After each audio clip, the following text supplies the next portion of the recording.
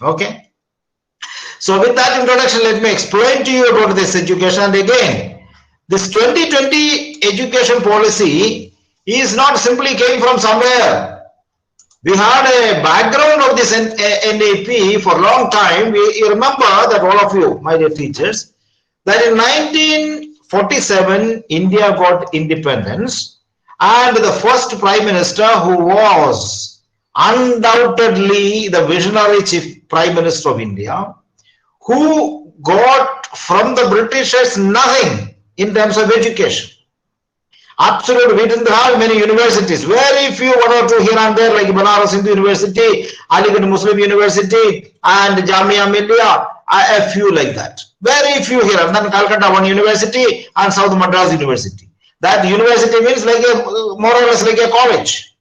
That was the situation. We never had an IIT. We never had the institutions which we are talking today.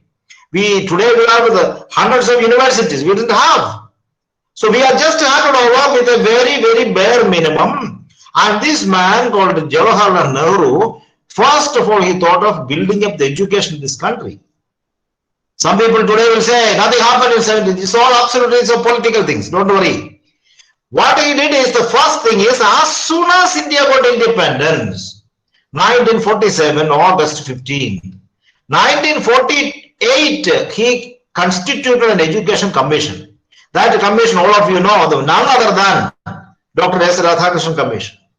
Dr. S. Radhakrishnan Commission is for higher education, because Nehru wanted India to be self-sufficient. Today, आजकल हम लोग बोलते हैं ना, आत्मनिर्भर सब, वो तो पहले था. So therefore, IIT Kharagpur आदि आदि आया है because of this Radhakrishnan Commission report.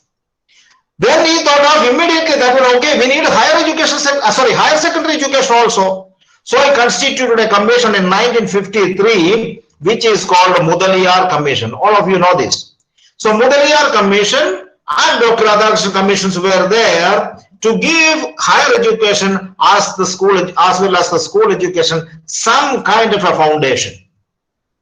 And in 1964, there was another commission was formed, which all of you have studied thoroughly, I am sure, Kothari Commission. This Kothari Commission came up with its report in 1966.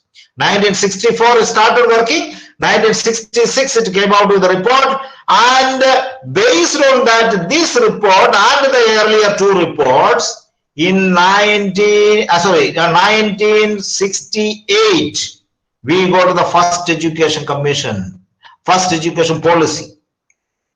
Not a commission, first education policy. So keep that in mind. 1968 we got the first national education policy. Till then, each state had its own way of functioning. Some places like Kerala will say what you call 10th class, and then they got pre-degree, then they go for graduation for 3 years, like that. So some other places it is going to +2, some all kinds of secondary education level was there. So 1968 policy suggested that there should be a common understanding for the entire nation, and the structure should be built upon 10 + 2 + 3 + 2. That's the structure. So 1968 policy also said we need educational input must be better. In order to get a better input, we need to have financial backing. So it's a 6% of GDP must be given for education. And then 1976, you know, all these political upheavals in the country because of JP movements and so on. The emergency was declared in 1975. All of you remember that. While emergency was declared in 1976, Indian education was changed again through an amendment of Indian Constitution, which is called 42nd Amendment of Indian Constitution, which is called educational rights have been brought to equally both for center as well as state, which is called education is under concurrent list. That was in 1976 through a constitutional amendment. After that, in 1986, you know, my dear teachers here, sisters here, remember, country was changing. A lot of new development has happened. There were both positive and negative development. Positive is that technologically India is developing, liberalization happened, globalization started. Negatively, where what we call independent movements were working like Khalistan or in the northeast or in other places. Insurgents were there within. So all these things were happening in 1986. So Rajiv Gandhi, another young prime minister, very visionary prime minister in terms of technology and so on, he thought that things are changing in this country rapidly. Socio-political, technological system is changing rapidly. So we need to take that into education. And that's how 1986, the second education policy came. And that policy was revised in the year 1992, and also the 2004 when the UPA first government came under the leadership of Dr. Manmohan Singh, brought another change in the education, which is called education was made compulsory for every child in this country through RTE. You know all of these things now. RTE means right to education. This has happened in 2009. After that, slowly things were changing. 2014, when the new government came under the leadership of Mr. Narendra Modi, first thing they did is they wanted to change the education again. So that is in 2014. So based on that 2014 decision, they formed a committee which is called, all of you know, the TSR Subramaniam Commission. TSR Subramanian Commission submitted its report in the year 2016. And there were a lot of opposition towards that policy. I was there in Dehradun. I came to your place, not in Dehradun, Mussoorie. I came to address the ICSE schools that year. We thoroughly opposed that policy because what we saw in that policy, in 2016 policy by TSR Subramaniam, it was slowly moving towards a different direction. And that direction was centralization of power. That means everything is controlled by center as against the concurrent list. So centralization was one of the things. Second agenda we saw in that policy was that there was a communalization was slowly happening in the education field. And the third agenda was commercialization, completely going to give to the private companies. So these three things were opposed by everybody. Academicians, even politically opposition came, and academicians and educationists, everybody opposed. So the government withdrew that one. And then the government said, we will constitute another commission, which I am sure that my dear teachers will remember, which is called the latest one, called Kasturirangan Commission. Why I took these 5-6 minutes to explain to you is that there is a background. Don't think that it suddenly came up and whole thing is going to change. It's not like that. And this Kasturirangan Commission submitted its report in 2019. And then there were a lot of discussions and so on supposed to have. I also met the minister, Dr. Pokhriyal, from your own land. And we had a lot of discussion. In fact, I had written a book on NEP at that time. And the Kasturirangan, basically he says, in this policy we need to have 5 elements. One is access, equity, quality, affordability, and accountability. This is the basis of this new education policy according to Kasturirangan. And therefore, this policy has come up, and all of you know, you must have heard about this policy. You must have read the 60-page document. 60-page document is there. In this 65-page document also is there. The 65-page document is divided into 4 parts. I'm just telling about the structure. The first part is, that is, chapter 1 to 8 is on education, school education. Chapter 1 to 8 is on school education. Part 1 is full of school education. Part 2 is on higher education. Part 3 is on technical and technological education. And number 4, that part 4 is completely on the future of how we will implement it and so on, somewhat mentioned. This is the structure of the policy book. Now come to the policy. I just to show you through my, I hope I will be able to show you now through a presentation 8 important point of this policy. I think we need to, all of us must support this and work for it. And I'm sure that your school must work for these 8 points. I'm going to show you that.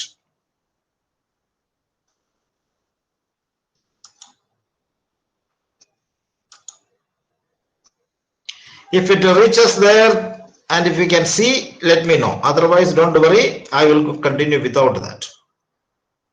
Because sometimes it takes time depending on the area, and so I am regularly doing it, so I know.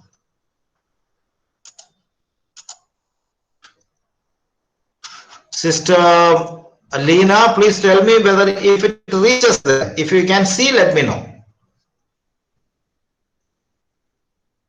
It's coming. No, Father. Unmute Sister Lena. It's coming, it's coming. It takes half a minute anyway. Okay, Father. Yes, Father, we can see. Not it coming? Yes. You can see that? Yes, Father. Now it is coming full page. What happened?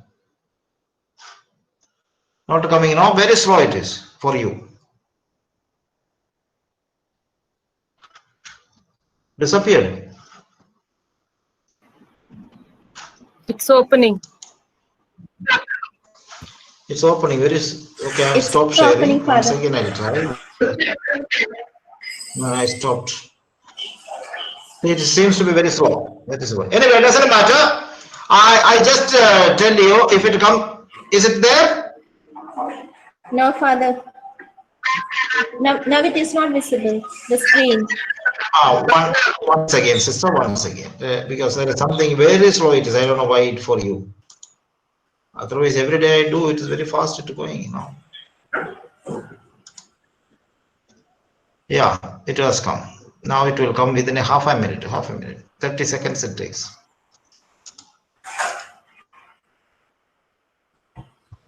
Maybe Dehradun is too far. All of us are sitting in different cities, not in Dehradun alone. Yes, no problem. Okay, doesn't matter. Can you see her now? Can you see? When it reaches, tell me. It is coming. Yes, Father. It's coming. Yes. Now it's visible? Yes. So now look at these 8 points. This is the crust of the new education policy. Okay. Crust of the new education policy is this. I'm talking about in principle. These are the key principles, and I think all our schools must take care of these aspects strongly. And that's what I have instructed to all my schools, 550 schools I am looking after.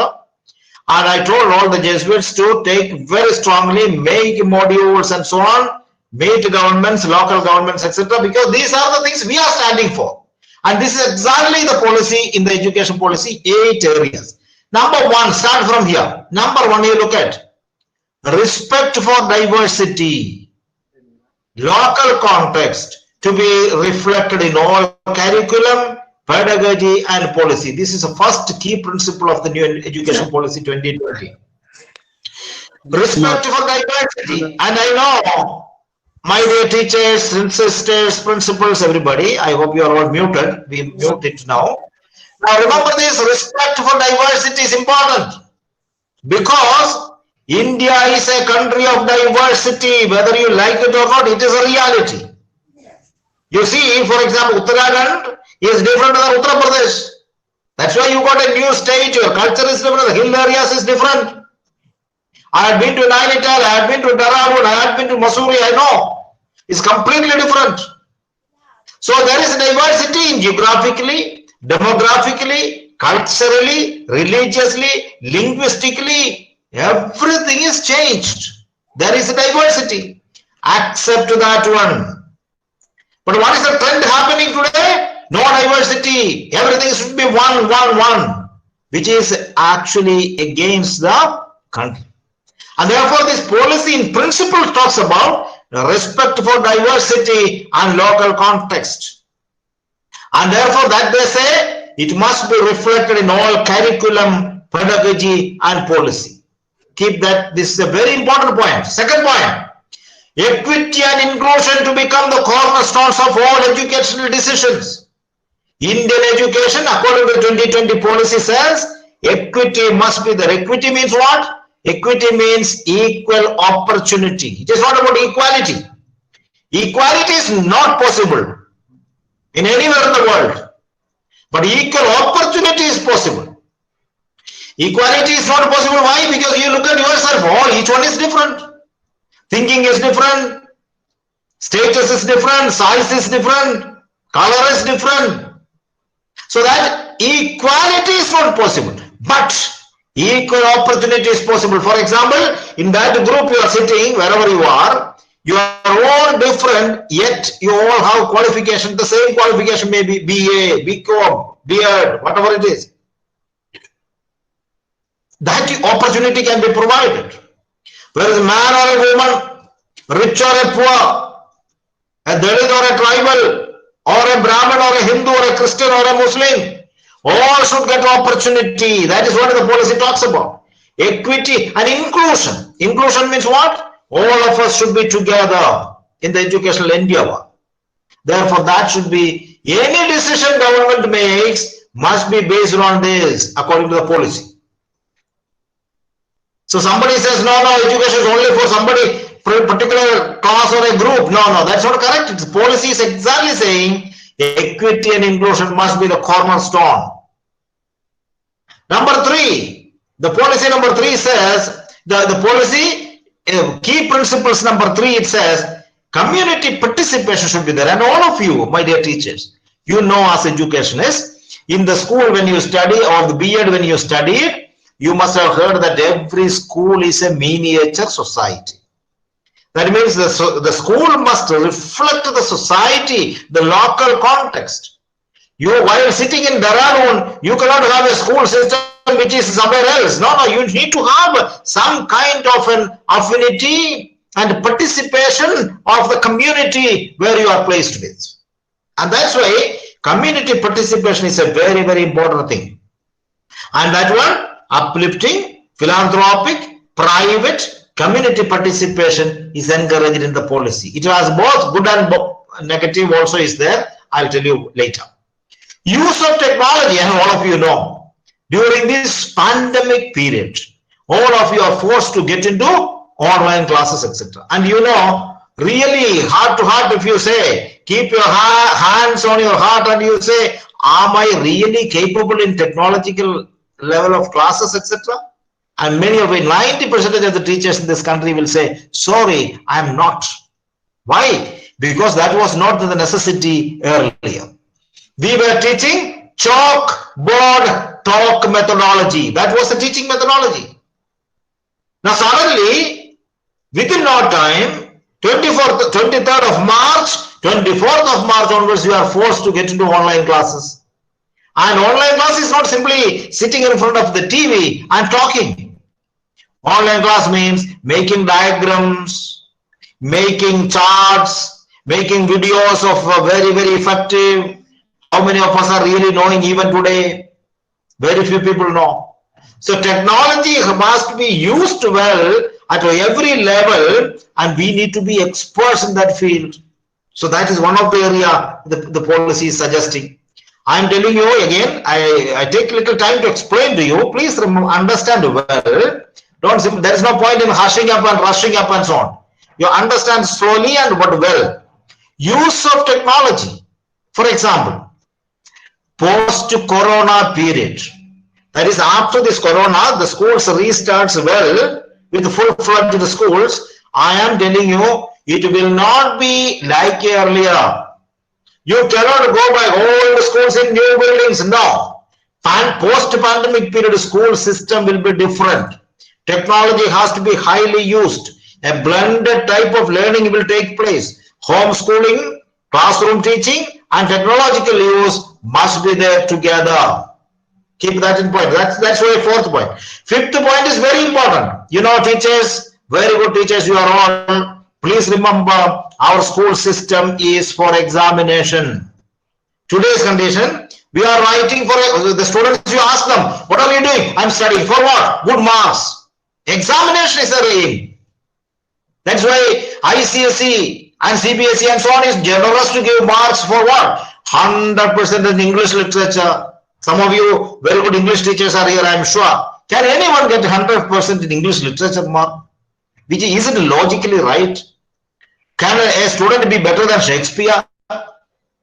So, simply they are giving marks. And you know, the system, you know, I used to say to my students and so on, unless you are too clever, you cannot fail in ICSE or CBSE. That's the level we are in. Unless you are too clever and hard working to fail, you cannot fail in ICSE and CBSE. Simply they will give marks because our examination system was all oriented towards examination and marks. Our education system. Therefore, the fifth point in the policy says, forget about those things. Change. Emphasis on conceptual understanding rather than learning for examination or rote learning. Now, I am taking time to explain to you because these are the areas you need to keep in mind in the coming days. So, our education should not be simply learning too many, memorizing too many things and vomiting it on the answer sheets and say, I am very good, I got 100 mark. Our understanding, our education means emphasis on conceptual understanding. Whatever you are teaching, have you understood? You know, my dear teachers, look at the world today. I'm talking about higher education also. In Europe and other countries, I have visited many places. I have seen it. They're all research-based study. From the KG onwards, there is an element of research. That's why today, in the pandemic period, even the virus, vaccine against this virus is also experimented and going to be invented in universities. Like Oxford University is the one leading now.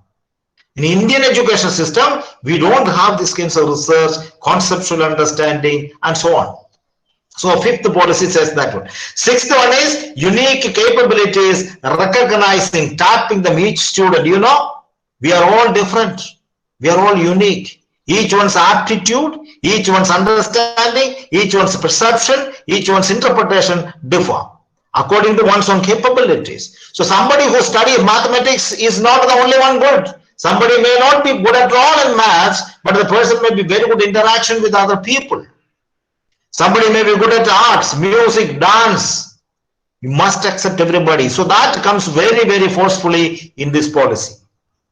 And therefore, multiple intelligence. You know, Howard Gardner, teachers, you know, Howard Gardner, the famous thinker, he says, educational psychologist, he'll say, please remember this sentence, at least that much you remember.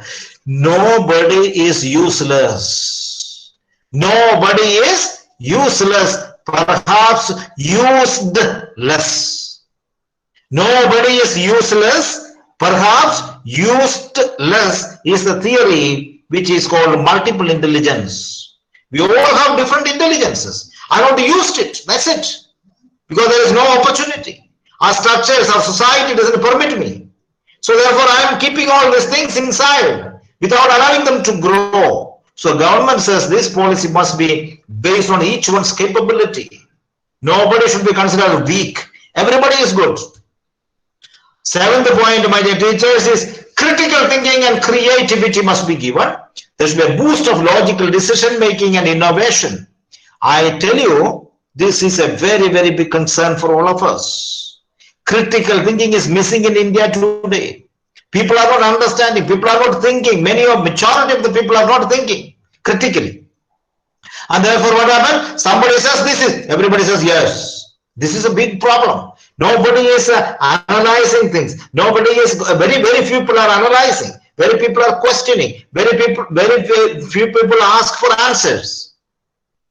So therefore, critical thinking, the policy says we need to boost. And finally, there should be, in order to do all these things, our assessment system, our examination system, continuous review has to be there. A new way of research-based assessment in educational sector will happen. I hope these 8 points you will remember. Now I will go very fast because once you understand these 8 key principles, the policy will be understood well. Now, as I told you, there are 8 chapters in this education policy. These are the chapters. Early childhood care, foundational literacy and numeracy, curtailing dropouts rates and ensuring universal access to education at all levels. Why I put these three areas, at least you concentrate. Red color I put it is because it is going to affect you.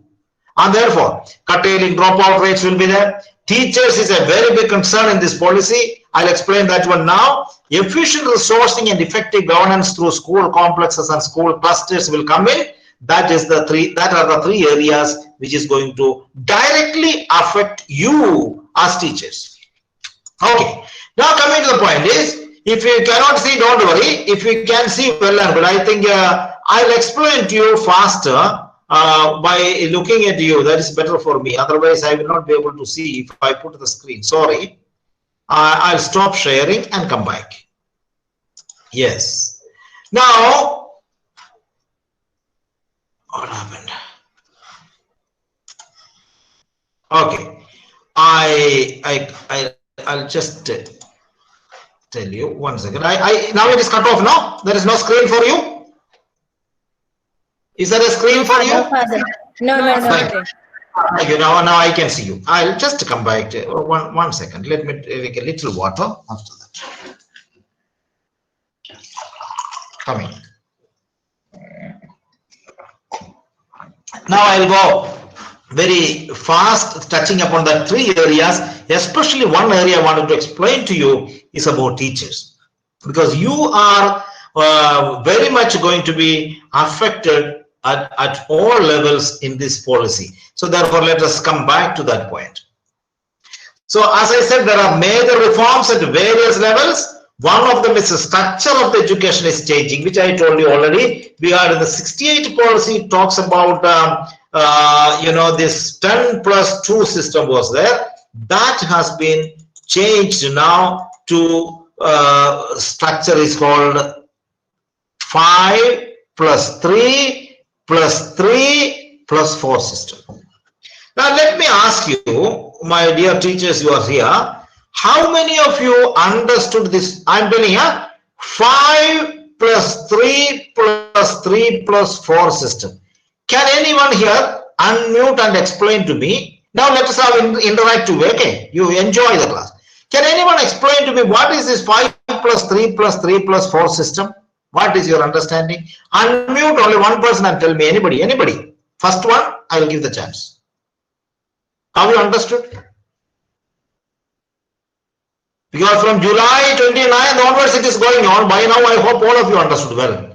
Tell me, what is this 5+3+3+3? Yes, who is speaking? Good morning, Father.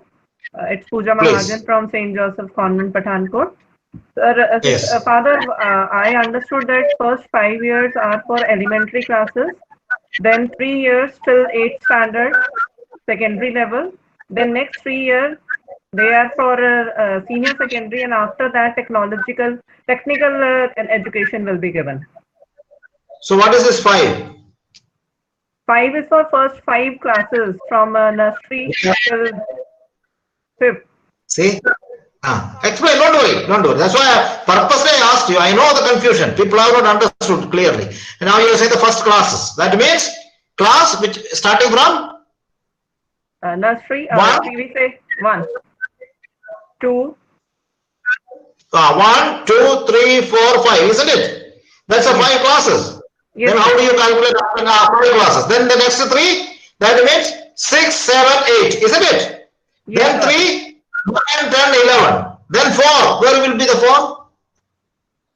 Then it is confusion there. Father. No, it is nursery to class 2. You know, my teachers say, the sisters, some of you may know me. I'm attending hundreds of talks. I'm giving to principals. Every day I have to do. In the afternoon, I have another session. Tomorrow, I have 2 sessions. All over India, I'm addressing. And I understood from the principals, they have not understood. That's why I precisely asked not to put you down. Please don't feel that. In order to clarify, this is not about the classes. It is about age. Okay. Now, what is age? That also not from 0 to 1 to 5. No. It is starting from 3. You will calculate only after 3 now. Let's start for after 3. What is the 3? 3 means I'm talking about 3 in between 4. Okay. That means 3.5. Let's start with like that. 3.5 to 4.5. 1. 4.5 to 5.5, 2. 5.5 to 6.5, 3. 6.5 to 7.5, 4. 7.5 to 8.5, it will go like this. Now let's start from easy for your understanding. For about the half you leave it. Let's start from 4. Age 4, 5, 6, 7, 8. This 5 is called the first 5. Are you getting this? Age 4. Start from 4. Easy for your understanding. 4, 5, 6, 7, 8. This 5 years of age is called the first 5. Now coming to the second. Now let's see the second point. That is starting from 9, 10, 11. That's the second point. That is the 3. Then comes the next stage. What is the next stage? 12, 12, 13 and 14. That's called the third 3. Then comes 15, 16, 17, 18. This is called a 4. Have you understood now?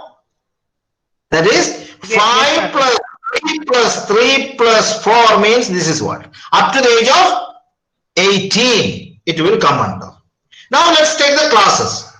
Now you start from 4. What is the fourth class? Pre-nursery, nursery. It will go like that. Classes, no? What we call KG, pre-KG, KG, nursery and so on.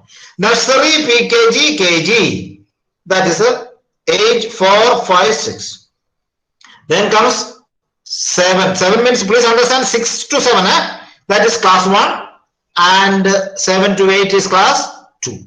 So this now the new education policy suggests a child from 3 years onwards up to the age of 8 will be considered as one unit, which is called the foundational unit, which is called foundational stage. Is that clear to you, sister teachers? Okay. Now coming to the next one. Standard 3, 4, 5. That is called age 8. No, afterwards, 9, 10, 11, I told the age.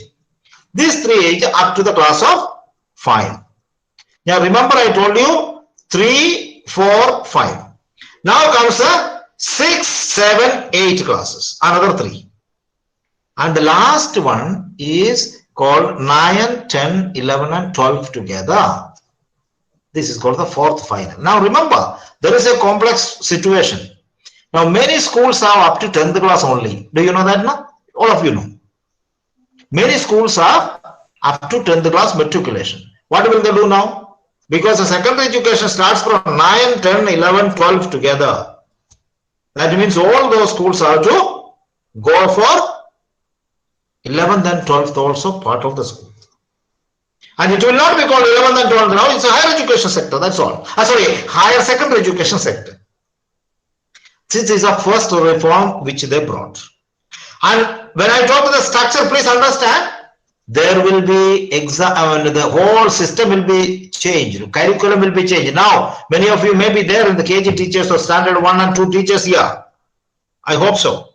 Please remember, now on, you are using textbook, isn't it now? Do you use the textbook in the classes, lower classes, like up to 2? The next policy, once it is implemented, there will not be any of those things. Or the minimum use. One notebook may be there maximum. There will be only through play and games and colors, the education will go up to standard 2. Now that means you yourself have to rethink and completely reorient your perceptions. Educational sector. So that structure is understood means let's come back to the next one. If you understood this structure, then we are moving towards the major another change. Standard 6 onwards, every school will have a what you call the vocational education also. That means Log Vidya will be taught. Log Vidya means technical things, whatever carpentry maybe statue making, maybe coloring, maybe painting, etc. will be in the locally whatever culture is available, good things available, that will be brought into the school. Every standard 6 onwards. And in a year, my dear teacher, 10 days will be bagless days. Children will come to the school and they will go for internship somewhere, wherever they're working. They will go to the factory, local club, or whatever, wherever it is being taught. they will go. 10 days of bagless classes. Board exam will be completely changed. Now the 10th class, we have the high stake exam, and 12th class also, that will be changed into classes. 3 will have the national exam, 5th will have the national exam, the 8th will have the national exam, 10th will have, and 12th will have the national exam. Okay, now this exam, not get worried. It is not going to be like what we are doing today. They may come and they may give some module, something to teach students to write and get idea. And evaluation also will be done in a different way. It's not the teacher evaluating the students alone.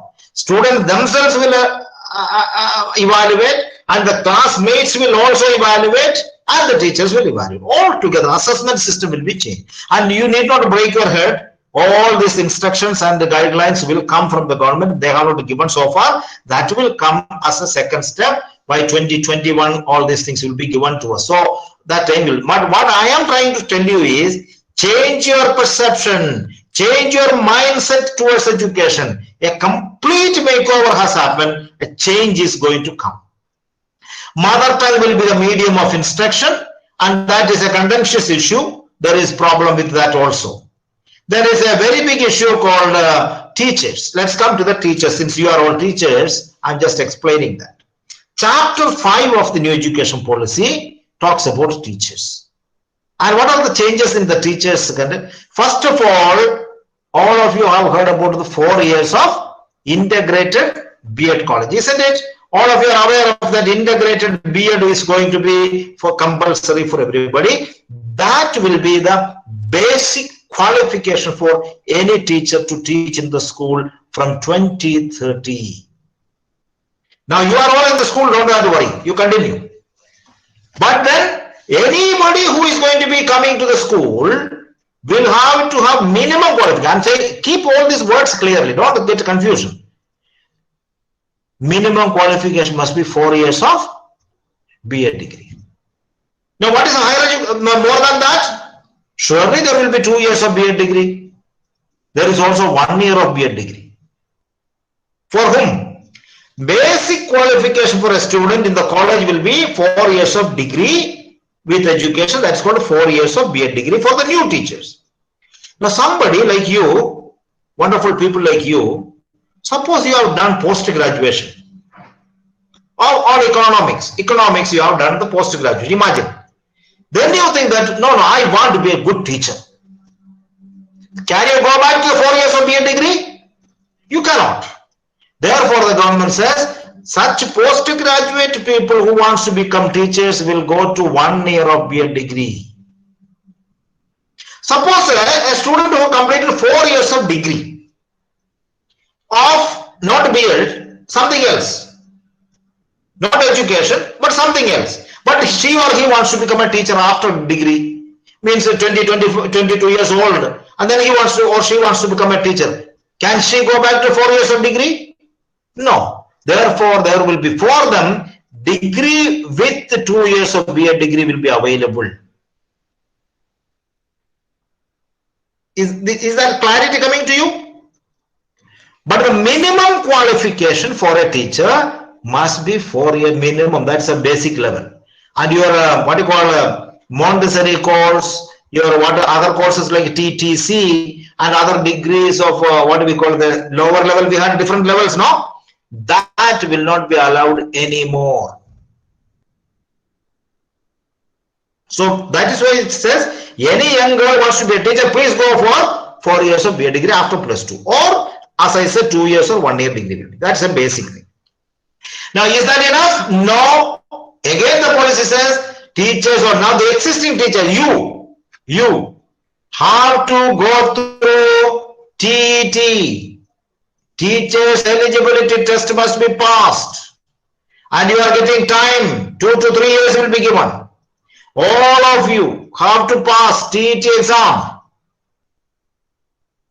And the newcomers, of course. Newcomer means newly going to be joined in the 2025 after. By 2023 it will be completed. Everybody should have TET exam. Clear that point. Next one. NTA test and teaching demonstration will be done. That means national testing agency, there is a central government agency will be there. They will prepare the module and they will evaluate every teacher of the school, whether it is private or public. Every teacher will be evaluated by central government, central agency, not government, central agency. Again, please remember these points, very important. For teaching in pre-primary to 12th standard, everybody has to get to be TET, Teachers Eligibility Test. Not only that one, all of you who are sitting here must go for 50 hours of teachers training, in-service training, 50 hours every year. 50 hours, you know. You cannot go and sit at 1 hour, at a stretch for 12 hours or something. So many days the teacher have to go for training. And remember, these trainings all will be prepared for the center. It's not state. That's why the beginning when I said there is one element which we are talking even today is a centralization. They want to take everything from center. Central will do, central will do, central. What about the states? Uttarakhand situation is not in Delhi's situation. Kerala's situation is different from UP. You cannot have everything from the center. Each state has that. That's why I got the principle which talks about diversity. When it comes to the policy, one of the things is that diversity, they talk in principle, but actually they are not mentioned at all. Everything is controlled. So that way we can have a both ways. So 50 hours of training will be given in a year. Another one, not only that one. Every teacher must pass the national professional standards for teachers, which is called NPST. Every teacher must pass NPST, National Professional Standard for Teaching, which is called, it will be like a IAS, IPS and so on, UPSC test. Like national level, there will be a test and everybody who is getting into teaching job must be qualified by NPST. And now onwards, now I see some senior teachers may be here. Remember, your seniority is not going to be a criterion for anything now onwards, both government schools or private schools. Seniority doesn't mean anything in now onwards, only your quality matters. What kind of a updating you are doing? Are you capable in a particular subject?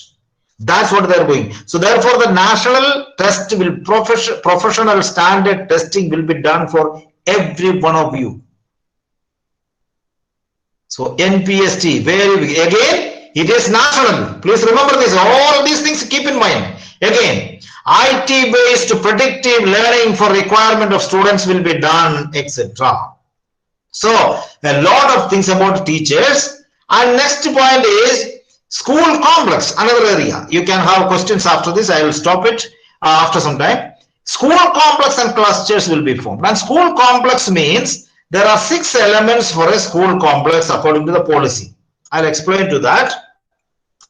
The school complex means they say now onwards the school complex will be like this, that there will be one main school and with infrastructure, playground, laboratories and labs and classrooms and technology, etc. Auditorium, meeting place, etc. All these things will one school will have. That means that 5 kilometers to 10 kilometers area, there will be many smaller schools without having these places, without having the playground, etc. So they will be all clubbed together under this main school. All the schools will function.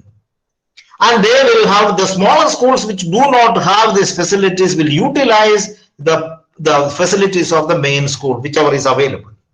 And it also says both public and private schools will be part of it. Keep this in mind. And it also says sharing of resources will be the main agenda. Sharing of resources.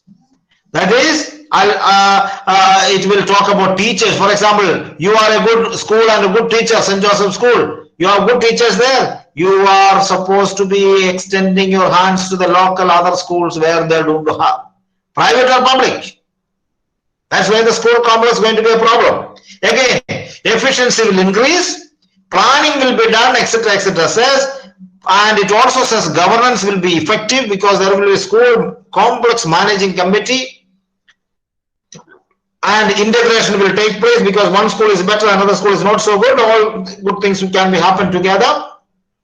Government school teachers and private school teachers will mingle together. They will have each other. They will share their good practices and so on, etc., etc. But remember the last point. It says about pairing of schools. If you have the what you call this policy, if anybody has education policy book with you, that policy, please take and read chapter 7, paragraph number 10. It is there. What does it says? Chapter 7, paragraph number 10 says, twinning and pairing of one government school with one private school across the country will be implemented. See the catchy things there. Remember in 1968 policy never talked about private schools. It talks about common, because government has authority on government schools because they are paying money. They should collectively they do and improve the situation in government schools. Nobody is going to object. Private schools are not given any help or any aid. And then they say that the private school will go with the government school. And you know, many of you know, all of you know the standard of government schools now at present, except in states like Kerala and Delhi. All other states, you know, how well the private schools all are how the government schools are running. How beautiful infrastructure they have provided so far. And twining with the schools means, and giving, sharing, you are all wonderful people. I can look at and I can say, you are all wonderful people, committed people. Now tomorrow you have to go to government school to teach. Give your expertise there. And there is no bench to sit. No table for a teacher to sit down in many of the government schools. I have visited many places. I don't say the states. I visited many states. And I have seen government schools. When I reach there, I see the teacher is getting up slowly because the chair will break because the leg is only ita. Government schools. And the table and so such and the files and so thrown and the khidki nahi hai school ka. Buffaloes coming inside and going. Imagine. Now our point is, government should take care of that school, develop that school first, give them infrastructure better. But one way is when ideally it is very good, practically in my opinion it's going to be a big problem in the coming days. So there are many areas of that sort which is directly affecting you, and the teachers must be aware of these things. And last 2 points more I'll tell you about. This is they talk about holistic education, both mind, spiritually, emotionally, socially, physically, etc., will be done, and the evaluation will be done by curriculum. Evaluation will be done by a parak. There is a group is formed in central level, and they will evaluate, etc. And it talks about transforming culture of assessment, complete change of the assessment system. If you have questions, we'll answer later. And empowering teacher is a major aspect in this one. And ensuring equity, there is a special educational zone, etc. started. Digital education, they are saying that we will do it very well. What you know, my dear teachers, you know, digital education, they talk very good things, except in cities, in many places in the village. 70% of India doesn't have a digital situation. People do not, suppose 3 children are studying in one family, they do not have all the 3 separate Android mobiles or laptops. Only because, you know, the 99.9% of India's households have electricity according to Niti Aayog. But you know, the supply of electricity is not there 1 hour also. So we talk about digital classes, etc. You know, the hill countries, hill states and so on, you know how much of its difficult it is. If there is an inclement weather, everything is collapsed. And they talk about big things that online we will do. Government must give more responsibility, take more responsibility. Like right now in Kerala, again now 45,000 schools have been given digital classes by the government, and a beautifully use any criterion. This is the only state which has done now. Day before yesterday, the chief minister declared there, and I saw them. You know what a wonderful school buildings come up. Government. That is the way it should go. So now the language formula is also a very contentious issue. I'm not going to deal with that one unless you have questions or something. 3 language formula is really a big problem in many states, because India is not one language or 2 languages, thousands of languages, dialects. So it's going to be a real issue, and teacher recruitment and so on, there very big control is going to happen. And teachers, I don't think that we have enough teachers all now, and within 10 years we will get plenty of teachers. No, I don't think so, because Indian system, it takes time. It takes time. So my dear teachers, my point is, there are a lot of things have been suggested, but there are a lot of hurdles also for us. Higher education sector, I'm not going to deal. Plenty of things about higher education also, changes have happened. And finally, let me tell you the summary of this. What is the outcome of this we are expecting is a forward-looking education, and policy as such, as I said, the key principles and so on is very good. I have no objection to that.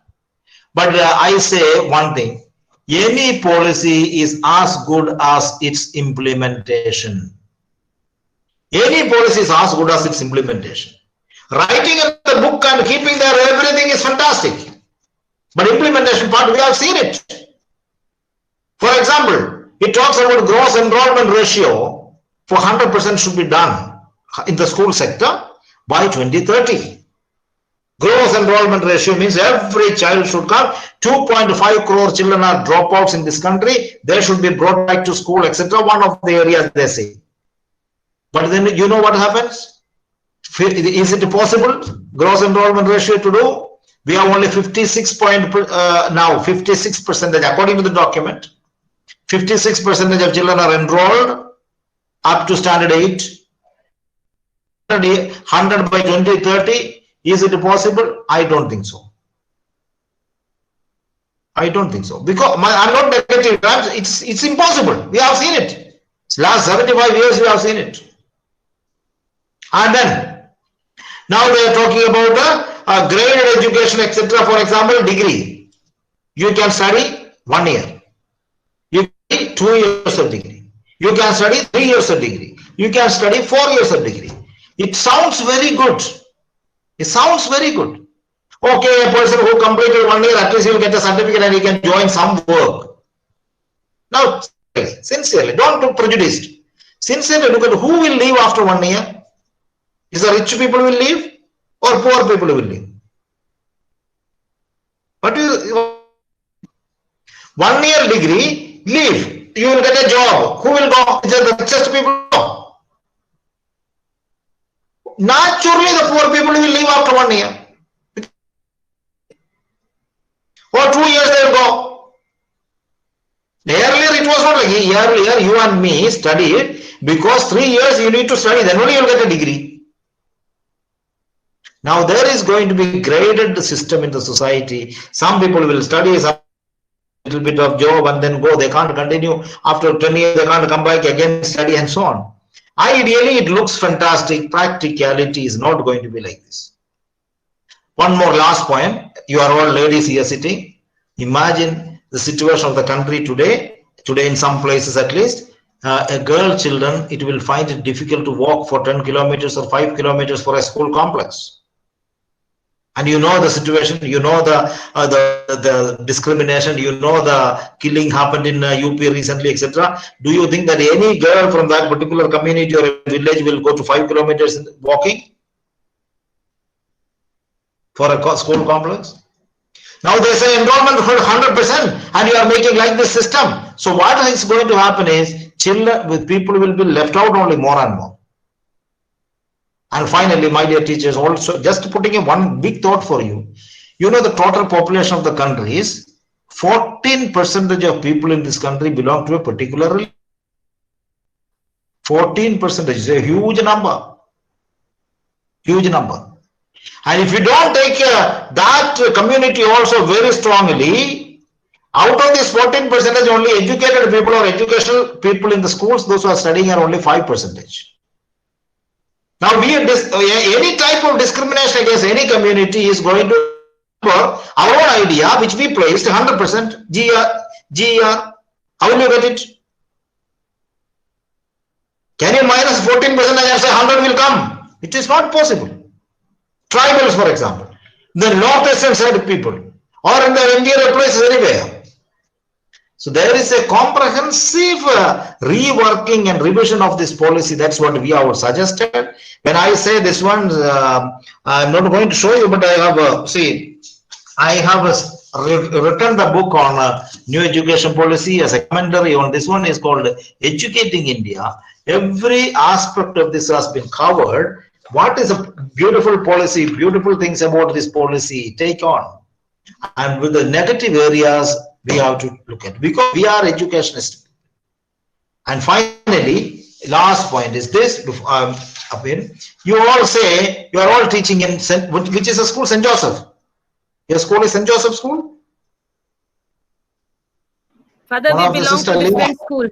We are Sacred Heart, St. Joseph, St. Mary's, and St. Clare's. Very good. All these are Christian schools, minority schools. Am I right? Yeah. All our schools only. Minority schools. Yes. Some of you must have studied also, as children you have studied also some of the convent schools earlier. You remember, teachers, in this policy, not a word about the contribution the minority communities, whether it's Sikh religion or Islam religion or Christian religion, has done. Nothing is mentioned in this policy. We are running 55,000 institutions. And we have done, whether government also have not reached such places we are educated. Nothing has happened. And then again, you look at even today, I am in charge of Jesuit education in South Asia. You look at today, take the best colleges in India, best top 10 colleges in India you take, 6 colleges are ours. 6 colleges in the country, even today is ours. Loyola College Chennai, St. Xavier's College Calcutta, St. Xavier's College Mumbai, St. Xavier's College Ahmedabad, St. Joseph College Trichy. You take any number of colleges, I'll tell you. Management section. The best college is IIM and IIT. Surely IIM in Ahmedabad that is pumped governments into. What about XLRI? XLRI Jamshedpur, where I belong to. So many things. Look at the university now. Whatever opposition they have, the best university again in India. This time, what happened? The government of India itself declared Jamia India is the best university. JNU is a very good university. Banaras Hindu University. Why don't you accept the contributions of the people? Why do you discriminate? These are all points I am just placing you. There are many contentious issues, and because in the education talk about earlier period, 2000 years ago, beautiful things happened. We are not denying that one, but you cannot say that 2000 years nothing happened. Now only something. Have you mentioned one name at least? Abdul Kalam, for example. The great educationists of this country. Look at Maulana Abdul Kalam, the first education minister. Dr. Esra Thakrishnan. Has he not contributed? So now it is mentioned. Therefore, we as education, we met the minister. We told him, sir, this is has to be rectified. Because all of us are making the country. All of us are contributing. So, these are the areas you need to look into. I welcome any question about school education. Anyway, it is one more last point is they are going to have the guidelines will be given to you. Don't get a full headache. Yeah, oh, this is going to be teachers on like this, like this. You will get enough time. Government is going to give you the guidelines, etc. As I said, policy in paper is fantastic. Implementation is doubtful. So therefore, we need to be vigilant to look at what is happening. And what is wrong, we need to explain. What is right, we must accept. That's the duty of every citizen of this country. That is why the principle says critical thinking is a must. Critical thinking is a must. Innovation is a must. Creativity is a must.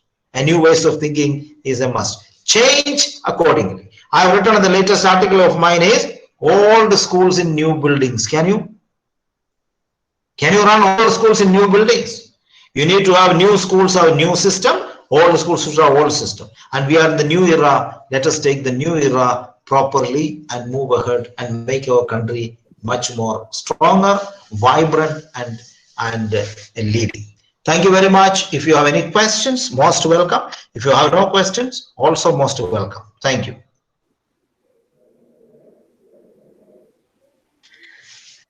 Yes, Father, sister? are we taking a break or we are concluding? You can continue, no? Please continue. No problem. There's no break because you are all sitting in your own places. Those who want to Okay. take break, they will. Okay. This is not a community hall together, no?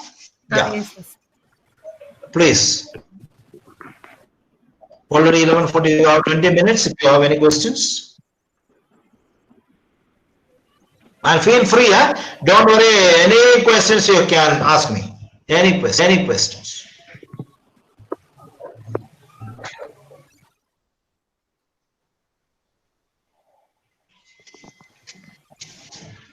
Now, written anything on the chat box? Any questions? Let me see that.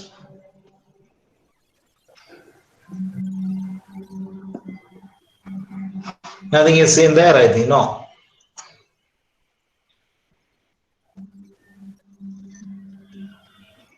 Father, Anything? those who are presently in the schools, no, teachers who are already there in the school now, are they also have to sit for the teachers eligibility test? 100%. 100%. Anybody, but you are getting time, okay? You will get time. It is not by now. 2021 onwards, they will start the thing. 2025 or something, they will give the time. But it is clear that 2030 onwards, everybody who is there, all over here, you have to have this. Father, one That question. doesn't mean you don't have or you are out. No, no. You have enough opportunity. 5 years they'll give. Father, Try. one question from my side. Yes, please. Father, I am 57. What about me? I don't think I have to sit for this test. You will become 67, I am 57 now. Next year you will be 58, finished. No, don't worry. So I don't need to. I don't need to. Your sister, actually what they're saying is 2025 onwards, whoever is remaining has to. That means you will get time to work. If you are a willing teacher, if you want to update, if you want to be good, you can write the exam. And if you see that, oh, 2 साल के बाद हम तो चले जाएंगे, क्या जरूरत है सोचने से नहीं होगा. What the idea, please understand the idea government is saying. Why, you know? Because you know many of our teachers, not you, in St. Joseph and the St. Mary's School, you are good teachers. Other places, you know, generally you don't get good teachers. Now, I'll give you an example, Madam Kusum. I think you have somebody asked me. Please remember here. You just see, go and ask your students in standard 9. What do you want to become? What will be their answer? Anybody? Father, What will be their answer? What do they want to become? What will be their answer? Nobody is saying. Doctor, engineer, like that, not teacher. Exactly. And No US is a teacher. very good school. US is a very good school. Nobody will say a teacher. That means what is basically something is wrong with us. Why? Because we are all running after money. There is a Gaur Gopal Das, a Swami. He beautifully talks about today's children are coming to the school not for learning, but for earning. You cut to the L, he says. Because in a St. Mary's school or St. Joseph school is a standard school, teachers will come to the school, students, parents will send the children to that school, admission them you see in front of your school, sometimes big queue. Why? Because they know this school, if they pass through this school and get out of this school, they will get better opportunities, better admission in higher education sector. Not for the love of the you or love of the school they are coming. Generally. So more money.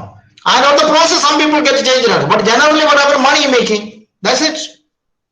And therefore what happens? The teachers who are there. And now many of them are joining the teaching job is because they don't get anything else outside. They try to rail. Now also, those who are sitting the young ones and so I am sure, if there is an opportunity, better money, you will jump. Because there is no commitment towards teaching. More money. Situation warrants like that. I am not telling that that's negative. But this is the reality. And therefore what happens? If you don't love a thing, will you put your heart fully? Tell me. No. So the government understand, because in the policy, chapter 3, chapter 4, you read in the beginning itself, it says, teachers are the future makers. But we don't have good teachers. And therefore, what we need, what we get, we should make them better. And there is a provision for promotion, there is provision for salary increase, etc. They are suggesting in the educational sector now in this policy, because they want to get more and more people who are qualified to enter into teaching. And that's why 4 years of degree is basic and so on. And in that will be psychology, developmental psychology, etc. will be taught, so that your quality of teaching will be different. Why this CPD, continuous progress development, will be there, professional development? Why? Because you need to update. Many of us, our schools, teachers and so on, many government schools are mainly and private schools also. Once you get a permanent job, your beard becomes a bed. Nothing you study afterwards. So what you taught, that same textbook people are bringing and teaching the same thing, same notebook. No change happens. And if there is a transfer of this class to that class, you resist, because you don't want to update yourself. So this is the situation of the country's teaching job. That's why the government is saying, as madam, your question is, teaching job must be taken seriously. Updating must be there. Upgrading must be there. Quality must be proved. I told you, your seniority doesn't matter anymore in your increase of salary. Only your certificate, NPST certificate, TET certificate, and other things, quality. And the Parak will come and assess you in the schools, whether both private and public, and the classroom assessment will be done while you are teaching. Some people who are interested, they will come and watch you, how they are doing. So teaching job must be taken seriously, like Germany and like other European countries. That's the policy matters. Okay, that I explained a little more for you. Now coming to the questions, I think. Let me see any other questions ahead of this. No, okay.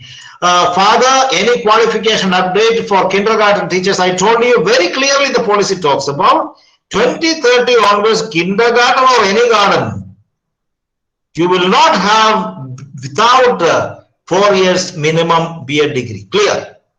No, your Montessori course and so on, nothing. That will be part of these courses we are teaching in the colleges. So therefore that question is clarified. Minimum qualification for KG to PG, KG to +2 will be of 4 years of minimum, or after the rest of the degree which I told you. Another question. They have done bridge course and teaching in junior section. Do they have to appear? I told you, yes. You also have to. There will be guidelines will be coming soon. According to your quality, there will be basic test will be done to make you incorporated into the teaching. Okay.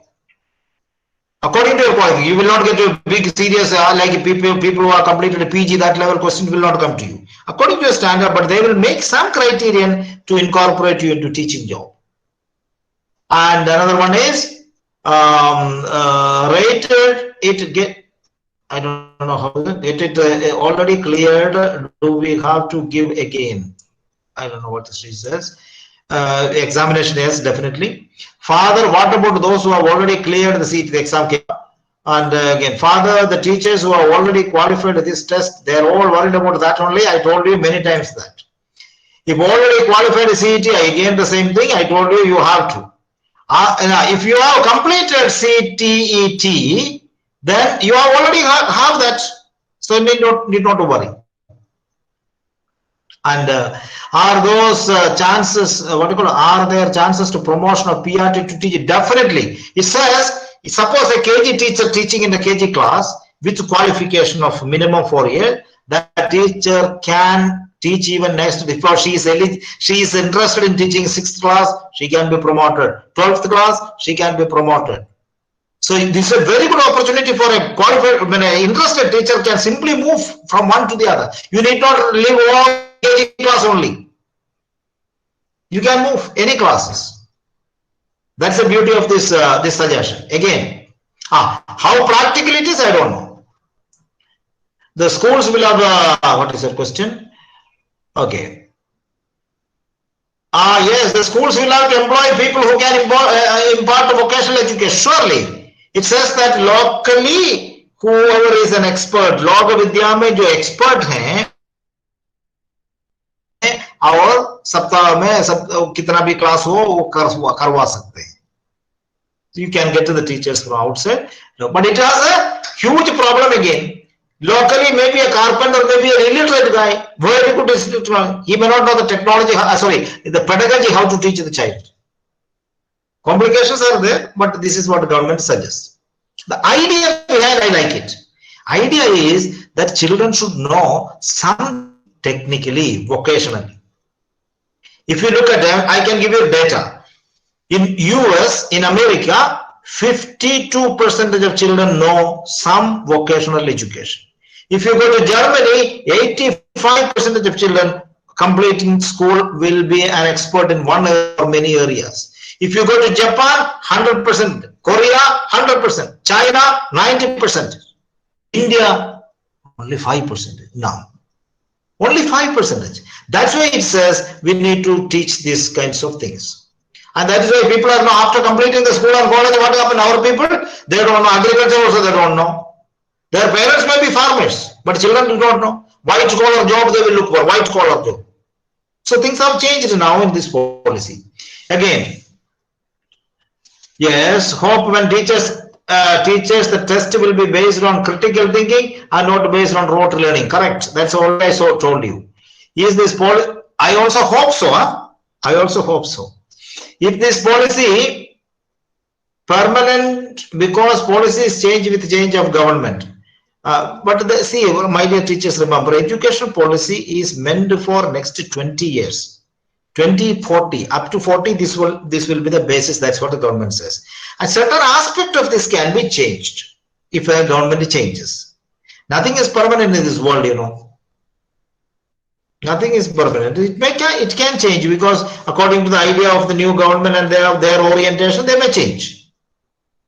But then now let us take it as what they are giving for next 20 years.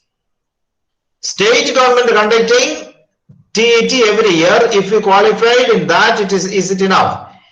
This will be, the central government may work out that they may, if the state government demands, definitely they incorporate this also into it and make it a qualification. But suppose the state government doesn't demand at all, then the central will say follow what we are seeing.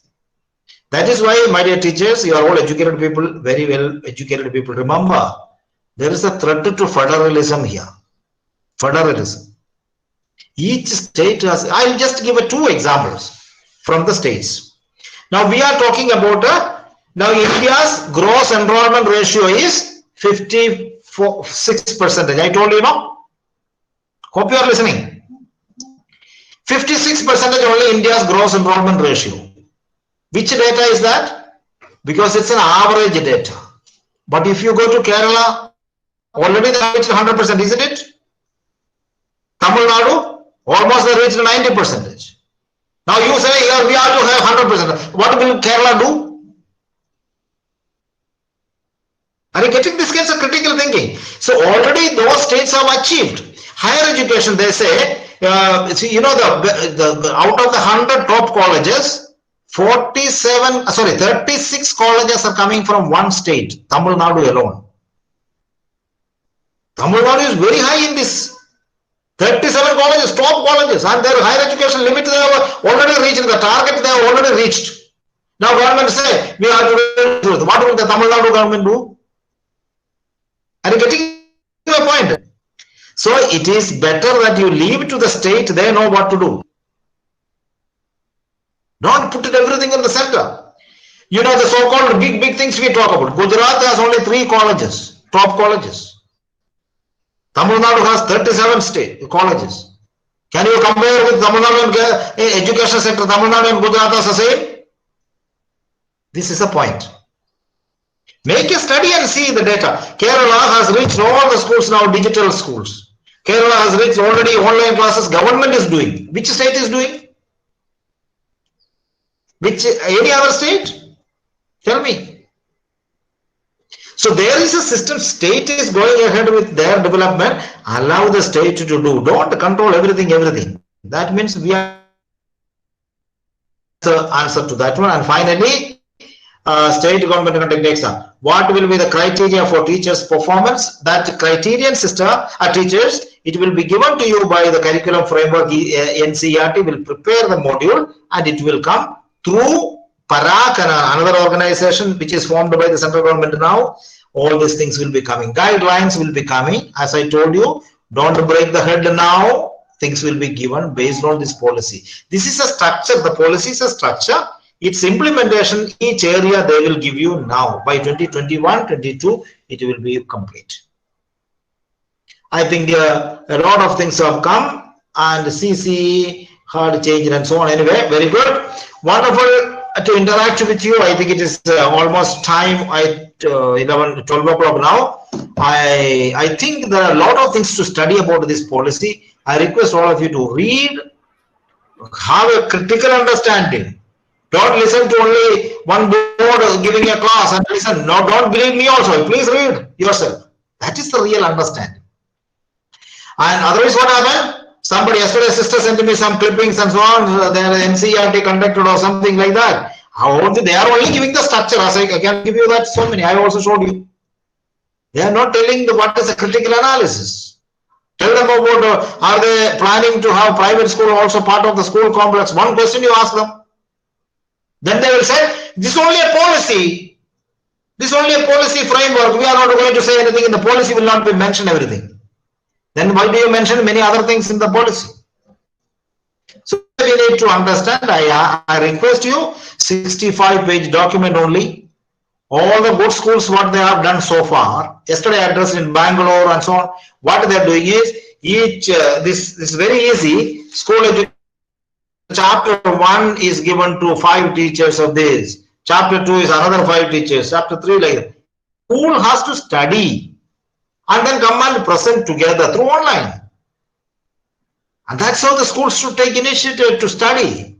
And if you yourself are not fully understood, how are you going to interact with the parents and teachers, somebody who is coming to do this one? How are you going to tell the government what should be done? So every school must make an effort through the teachers together, chapter-wise study and present and help each other. I'm not asking you to do everything at one person, no.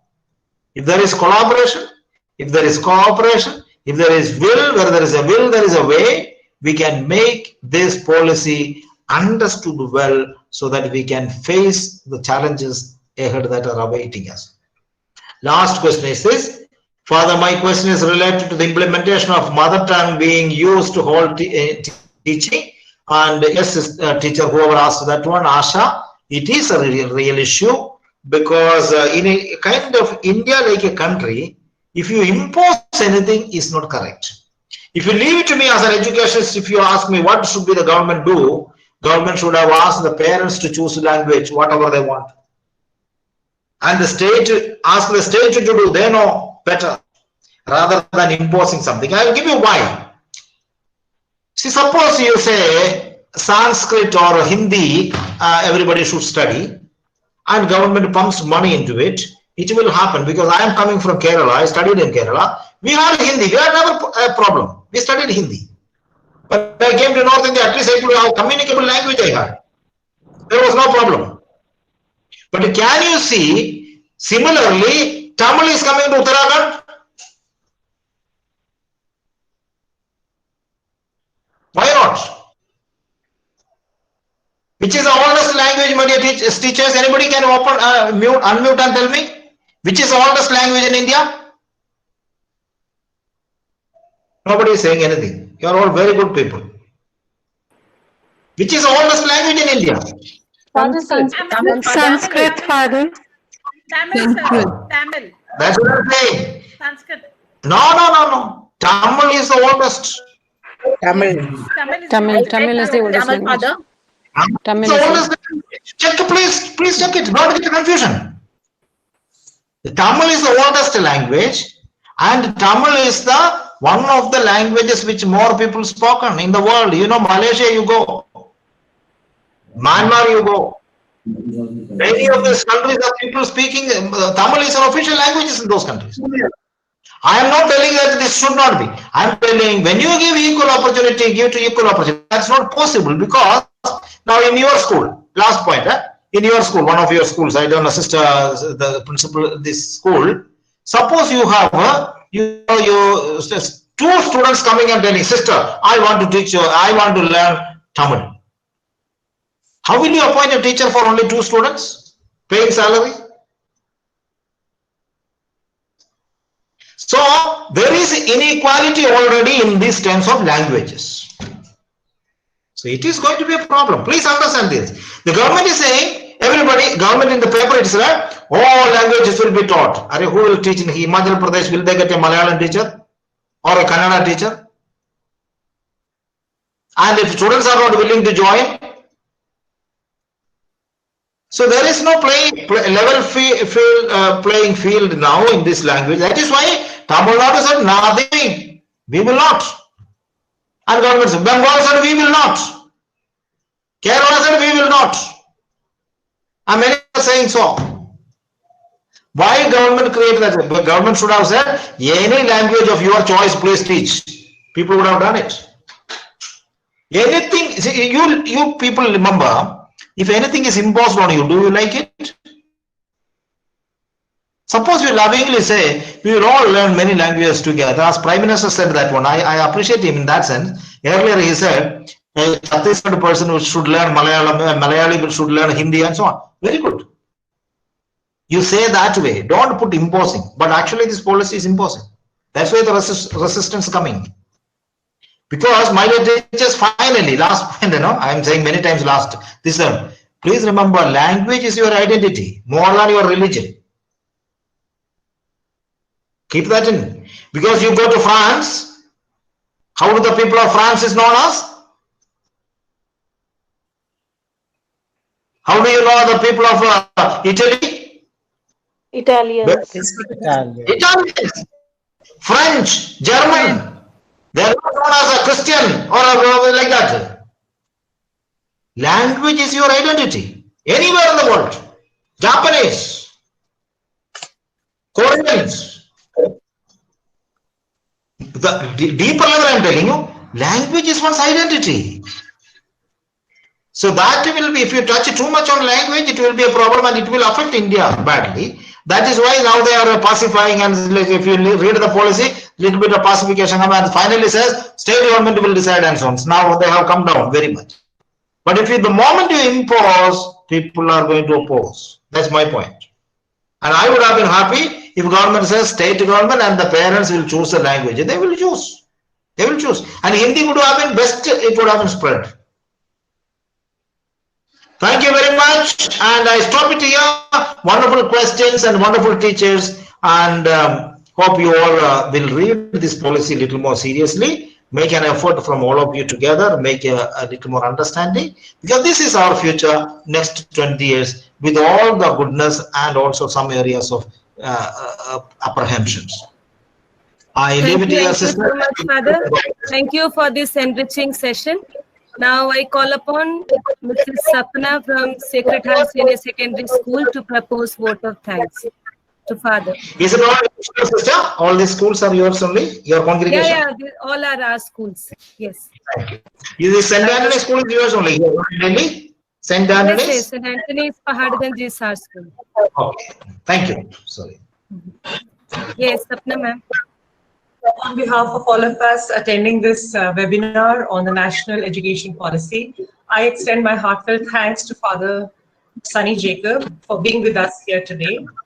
And definitely there were a whole lot of doubts that we had, and regarding the policy, its key elements, its implementation and things like that.